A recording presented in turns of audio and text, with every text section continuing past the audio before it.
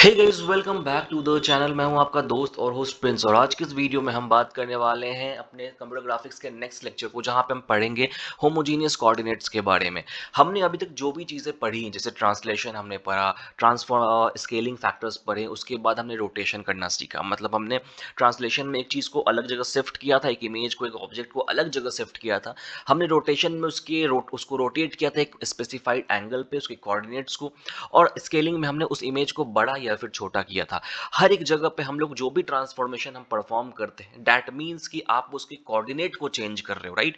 कोई भी ट्रांसफॉर्मेशन आप परफॉर्म करते हो, क्योंकि जब हम जानते हैं कि जब एक इमेज की फॉर्मेशन होती है हमारे कंप्यूटर स्क्रीन पे, तो वो कोऑर्डिनेट्स के रूप में होती है। हम डिफरेंट कोऑर्डिनेट्स को मिलाते हैं, लाइंस जोड़ते हैं और एक इमेज की फॉर्मेशन या फिर कोई भी ऑब्जेक्ट तैयार करते हैं, right.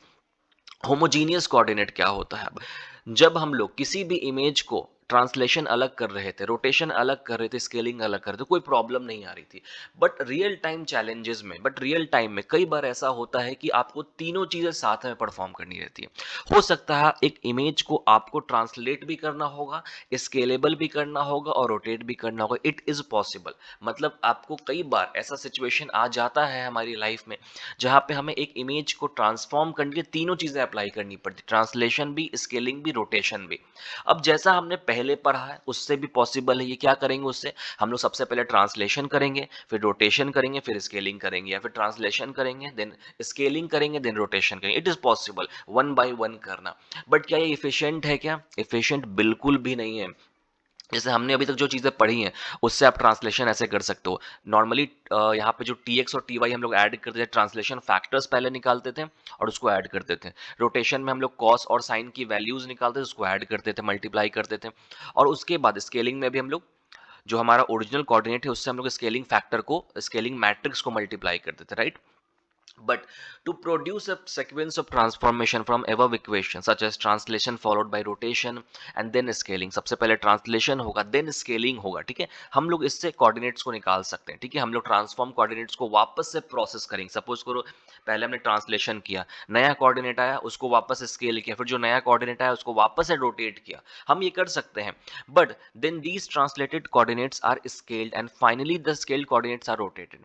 But this sequential transformation process is not at all efficient। ये efficient बिल्कुल भी नहीं है, क्योंकि हम लोग इस यहाँ पे 3 से 4 स्टेप आगे जा रहे हैं, 3 से 4 स्टेप ज्यादा परफॉर्म कर रहे हैं, जो कि efficient बिल्कुल भी नहीं है। एज ए सॉफ्टवेयर इंजीनियर हमारी क्या इंटेंशन, तो हमारा क्या पर्पस होता है कि हम कम से कम लाइन ऑफ कोड में चीजों को परफॉर्म करें। तो ये बहुत इंपॉर्टेंट है कि आपको स्टेप्स को एलिमिनेट करना है, बढ़ाना नहीं है यहाँ पे, ठीक है। तो इस चीज के लिए एक जो एफिशिएंट अप्रोच होता है वो क्या होता है कि हम सारे ट्रांसफॉर्मेशंस को, जितने भी सीक्वेंस ऑफ ट्रांसफॉर्मेशंस, एक है, दो है, तीन है, जितने भी ट्रांसफॉर्मेशंस है, उसको हम लोग एक ट्रांसफॉर्मेशन में कन्वर्ट कर दें और कुछ ऐसा करें कि हमारा जो इनिशियल कोऑर्डिनेट से डायरेक्ट फाइनल कोऑर्डिनेट पे पहुंच जाए, जो बीच में ट्रांसफॉर्मेशन, रोटेशन, स्केलिंग, ये सब चीजें नहीं हो। हमें अगर एक चीज परफॉर्म करिए, तीनों ऑपरेशन परफॉर्म करने हैं, तो इनिशियल कोऑर्डिनेट और डायरेक्ट फाइनल कोऑर्डिनेट पे पहुंच जाए। अब इस चीज को फॉलो अप करने के लिए क्या करना पड़ता है? इस चीज को फॉलो अप करने के लिए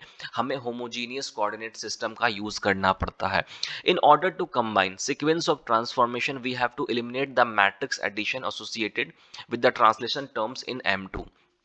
To achieve this, we have to represent matrix M1 as 3 by 3 matrix instead of 2 by 2 2 by 2 matrix. पहले हम लोग ट्रांसलेशन में, स्केलिंग में, रोटेशन में क्या करते थे? 2 by 2 मैट्रिक्स का यूज करते थे।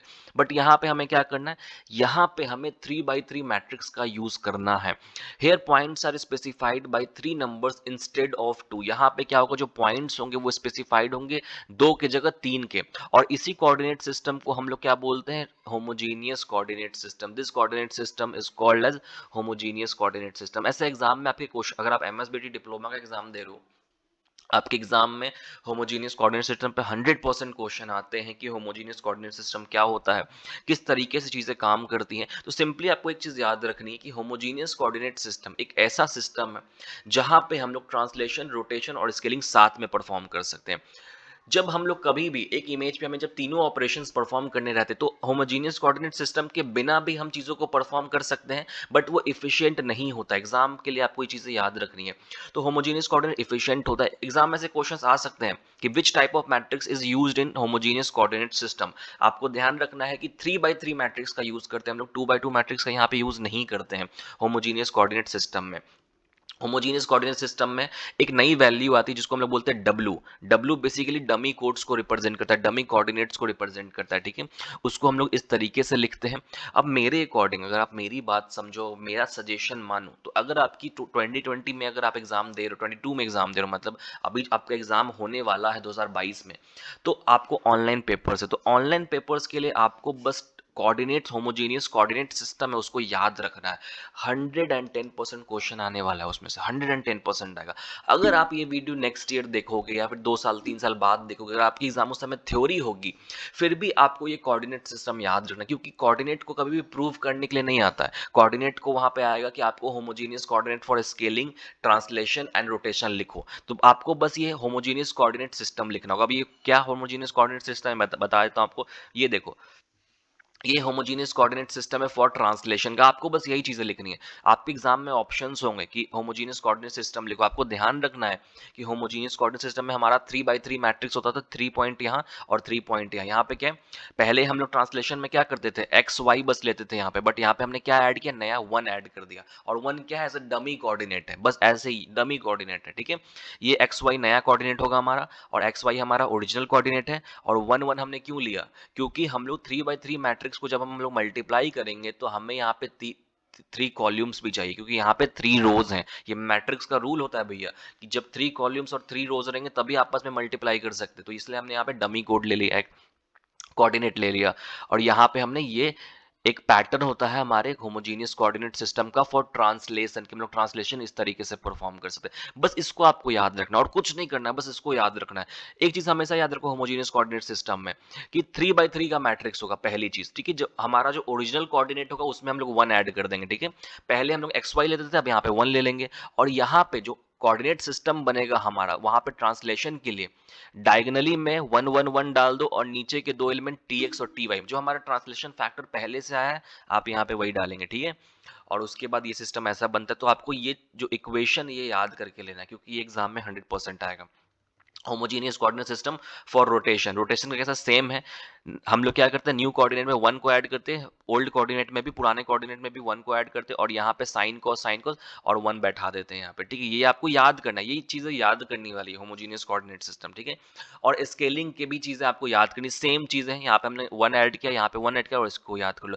इस टॉपिक से एग्जाम में आपके 110% क्वेश्चन आने वाले हैं। इसमें कुछ प्रॉब्लम स्टेटमेंट्स दिए हुए हैं कि हम लोग किस तरीके से कोऑर्डिनेट सिस्टम को परफॉर्म करते हैं और किस तरीके से होमोजेनियस ट्रांसलेशन करते हैं, होमोजेनियस रोटेशन करते हैं। इस टॉपिक पे मैं आपको नेक्स्ट लेक्चर में आपके कुछ प्रॉब्लम स्टेटमेंट समझाऊंगा कि ये किस तरीके से चीजें परफॉर्म की गई हैं। 110% मैं नेक्स्ट लेक्चर में आपको 2 से 3 प्रोग्राम्स बता, सॉरी 2 से 3 न्यूमेरिकल प्रॉब्लम सॉल्व करूंगा। इस पे भी एग्जाम में क्वेश्चंस आते हैं, तो आई विल मेक श्योर कि आपकी ये टॉपिक जो है अच्छे से क्लियर हो जाए, ठीक है। उसके बाद नेक्स्ट लेक्चर में हम लोग बात, कंपोजिट ट्रांसफॉर्मेशन उतना इंपॉर्टेंट नहीं है एग्जाम पॉइंट ऑफ व्यू से, तो नेक्स्ट लेक्चर में हम लोग बात करें रिफ्लेक्शन एंड शेयर ट्रांसफॉर्मेशन की। अगर आप हमारे लाइव सेशंस में नहीं आते तो डिस्क्रिप्शन में व्हाट्सएप ग्रुप का लिंक है, पहला ग्रुप फुल होगा, दूसरा ग्रुप ज्वाइन कर लो, ग्रुप 2 ज्वाइन कर लेना, ग्रुप 3 ज्वाइन कर लेना, तो वहां पे आपको लाइव सेशंस की सारी इन्फॉर्मेशन मिल जाएगी हमारी। या फिर मेरा व्हाट्सएप नंबर है, आप व्हाट्सएप नंबर पर डायरेक्ट मुझे मैसेज कर सकते हो, तो उससे भी मैं आपको लाइव सेशंस की लिंक दे दूंगा, ग्रुप की लिंक दे दूंगा। अभी हमारा 5 दिन का लाइव रिवीजन सेशन था जिसमें हमने बस डे 1 लिया है, तो अभी भी 4 दिन का लाइव सेशन हमारे पास बाकी, जो आपके लिए काफी ज्यादा बेनिफिशियल हो सकता है। Thank you so much for watching this video, have a good day.